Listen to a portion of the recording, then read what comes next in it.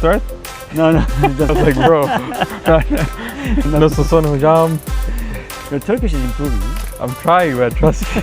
Traveling made me more humble. Görüşürüz hocam. No, not now. Görüşürüz means bye bye, no? Yes. Hoş geldiniz. Did you start? No. Just Beep. gezgin. Evet. I have good stories about Trabzon. Stay tuned. Okay, Tamam. Saif. Evet, Saif. Görüşürüz hocam. No, not now. Görüşürüz means bye bye, no? Yes. Sorry. Herkese merhabalar. Backyard Talks'un yani arka bahçe muhabbetlerinin yeni bölümüne hoş geldiniz. Bu bölümde Saif bizle beraber olacak. Bugün onunla beraber seyahat etmeyi, dünyayı gezmeyi konuşacağız. Saif, hoş geldin. Hoş geldin. Nasılsın hocam? İyiyim, teşekkür ederim. Sen nasılsın? İyiyim, teşekkür ederim. Your Turkish is improving. I'm trying, but trust me. Peki, Saif, welcome brother. Thank you. Yeah. Thank you for having me hocam. Backyard Talks. I'm excited for this. It's my pleasure to have you here. Trust me, the pleasure is mine. Thank you. But tea first. Tea, yallah. Bismillah. Yeah, okay, so before we forget. Hadi gidelim. So, do you like Turkish tea? I love it. You love it. Turkish tea or Turkish coffee? Coffee for sure. I had Turkish coffee this morning. Okay. The thing you got me. The brown, The brown one. yeah. So how do you make it? The milk, 2 spoons, Okay. low heat, and just leave it, man. That's not the right way of doing it, but you know, Yeah, it's not the right it way. feels of doing Turkish. It feels Turkish. It feels Turkish. Okay, Saif. I have known you for a while, almost 2 years. And then one thing I always found interesting about you is your passion for traveling. Use. Use. I mean, you are only 23, but you have visited 22 countries so far. Mhm. It's honestly crazy. I really want to talk about this whole traveling lifestyle because I think a lot of people dream about it but never actually do it. Well, for people who don't know you, so can you introduce yourself a little bit? Of course, use. Okay, of course. My name is Saifullah. I'm from Egypt. I grew up in Saudi Arabia, but now I live in Canada. I've been living here for the past 5 years. And trust me, my passport is as confused as I am. Like, what was the experience like growing up between different cultures? Of course, Saudi Arabia for me was more for academics, school, discipline, you know. Okay. And then Egypt for me was roots, origins, vacations, once or twice a year. And then Canada for me was also education. Okay. And now it's the time for me to fully take control over my life and explore as I've never done before. When did this travel session actually start? So was there a specific moment that you say, okay, I want to see the world?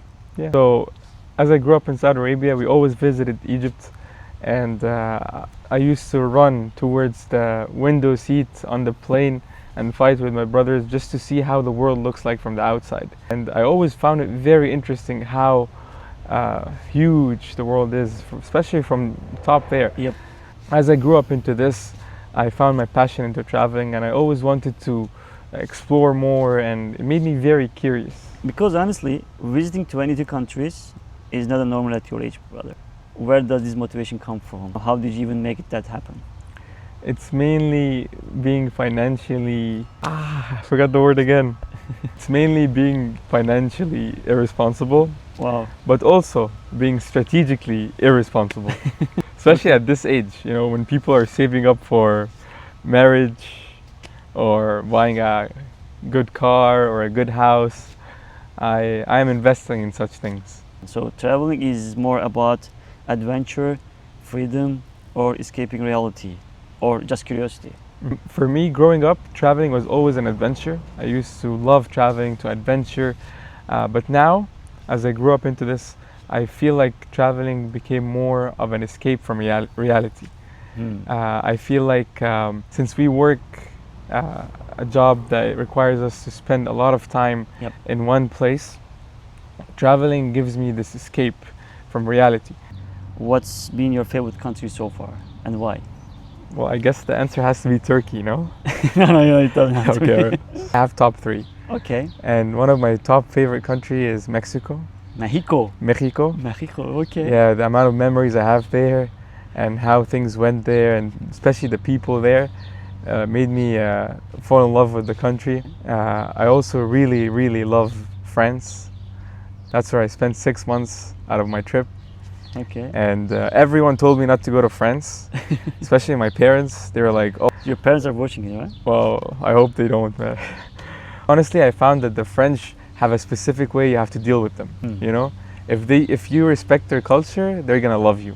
Okay. But if you don't respect their culture, they're gonna not hate you. They're gonna. It's like you are going to visit a Turkish family, Yeah. so you're not drinking tea. Exactly. Yeah. That's a very good example, man. Trust me. Yeah, like be like, I don't like Turkish tea. What? See? Exactly. Last but not least, Turkey. Turkey. I love Mexico, France, and Turkey. Turkey. I have a lot of good memories. You know, I've been to Trabzon, but I also been to Antalya, and I think Antalya is where honeymoon for sure. Antalya honeymoon, future wife. Okay, so inshallah. on the opposite side. So where did you struggle most? Oh, Trabzon. Trabzon. I don't know why, man, but like Trabzon people were a little angry. First few days I was in downtown Trabzon, and you know me, Hujam, I'm like social and I love talking to people. And I would talk to people there and they will get mad. You know, it's Easily, right? never happened to me in any other country. They'll just get mad, or if I ask for directions, they do give me the directions I'm looking for, but then they say it in a very aggressive way. Maybe that's that's just how they talk. You know, I just need to learn their culture too, maybe. We are gonna talk about it later, not now. Okay, Khalas. It's gonna be a long conversation. I'm down, man. Oh, let's be honest. Okay, did you ever get scammed while traveling? Yeah, I remember getting scammed renting a car, and they used my age card. Which country? It was in Spain as well. Spain is. They told me I'm underage, so I'll be paying more, and that makes sense. You know, if you're under the age of 24, I feel like you pay more for your car insurance. But when I got there, they made me pay another 200, and then I was like, everything good, and then they were like, oh, since you're also underage, you have to pay for the coverage, so that's another 500. Oh. But it's returnable. So I was like, okay, as long as it's returnable, it's okay. And then I returned the car, and they told me half of this price is not returnable for some unknown reasons. And there's absolutely nothing I could do because I don't speak Spanish, and I was just alone in a foreign country. Saif, you have been to Turkey, right? Mm-hmm. So what surprised you the most about Turkish culture? The food. The food. The food is a little overrated, not gonna lie. Okay. Especially the food at restaurants. That's what I'm talking about. Food at restaurants. On social media, it looks like wow, but then when you actually try it in person, it's like mid. Okay. However, Yeah, there's okay. like I got invited to like real home food, and it's something else. It's magnificent. Right. Homemade food is completely different than restaurant food, and I've tried it at Hojam's house several times, Okay. and I don't think I could ever find similar food. MashaAllah. Is it top tier? Top tier. Okay. Mashallah. So credits to Hojama. Hojama. Okay, my wife. Okay, so on a deeper level, so what has traveling taught you about life? Travel taught me to become more humble. Humble. Yeah, because I always thought growing up that the world revolves around me and I'm the main character.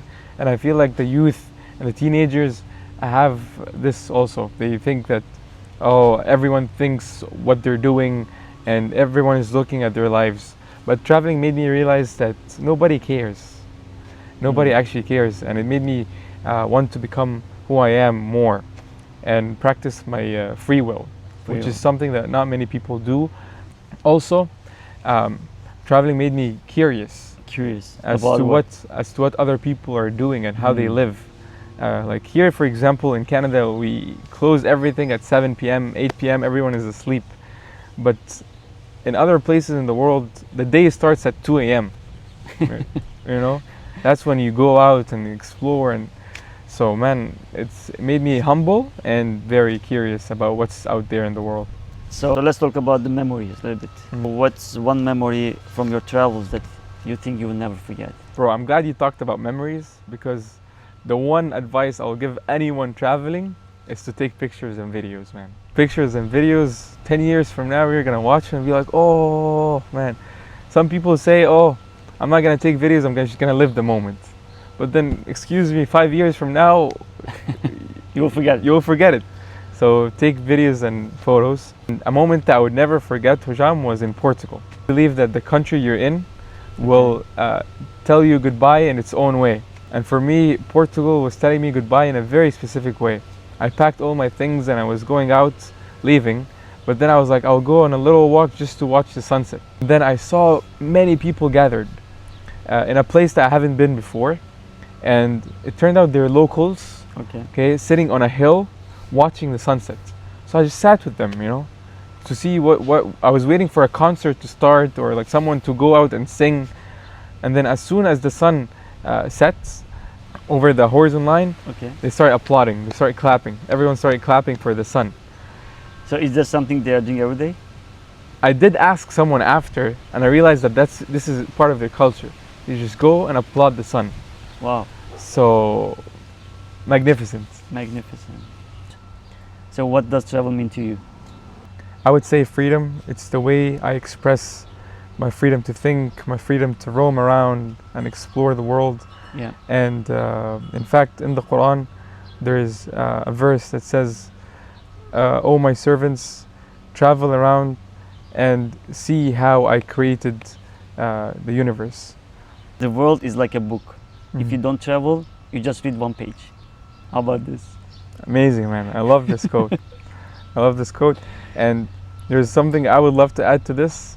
It's I was afraid to turn the next page of the book until I realized I'm the author. You're gonna make it a new one? Use the use. Use the use. Okay, so Use. how many Turkish words do you know? Nasılsın? Okay. Görüşürüz. İyiyim. Yok. Teşekkür ederim. Hadi gidelim. So Saif, are there any rules that you go by? I would say there's mainly 3 ones. Okay. First, having a plan B if Always. things went wrong. You know, because having no plan B in a foreign country, you will be the plan B. And 2, letting someone know where you are. Don't be like me. I was lost in the Swiss mountains and I couldn't get back for like 2 days. 2 days. Yeah, no one knew where I was. So you stayed in the mountain? I stayed in a, yeah. Yeah. Wow. How did Well, this happen? I want to share the story. Should I share this? Quickly, yeah, please. Yeah, I hiked for almost 8 hours up and I lost track of the way back. And in So were you Switzerland, with your family? no, You were completely alone. I took the train from France to Switzerland. I hiked that mountain and I lost the way back. May 1st, 2024. Okay, so what happened? So- how did you end up? I started going down the mountain, like crawling down the mountain. Okay. I lost the route. Okay. At some point, Hujam, free fall. And Okay. I hold to this branch, it saved my life. I stayed there for like a good hour, just sitting down, you know, not having anywhere to go, thinking this is my end. No one knows where I am. That's why I'm telling you it's important to let people know where you are. And it was getting cold and getting dark. You could be on the news. Wallahi. Swiss news. Swiss news. So your phone wasn't working? So I had no 4G or 5G or anything because the plan I have is from France, and in Switzerland they don't cover the same plan because it's not a part of the European countries or like. So my 4G didn't work or anything, so I had no phone. So Like, how did you? I ended up crawling down the mountain and finding my way back, and then having to walk almost 40 kilometers back to my home because it was at night. The last train has passed, so I had to almost walk 40 kilometers, which I gave up on. I started hitchhiking, and this lady saved my life. If you're watching this video, merci beaucoup, because I got in the car with her and I started explaining I'm not homeless because my pants was cut and I had a beard, and like, I don't know why she got me in her car. He tells me in a very French accent, French. I saved your life. Thank you. And then she said it again, like, I saved your life.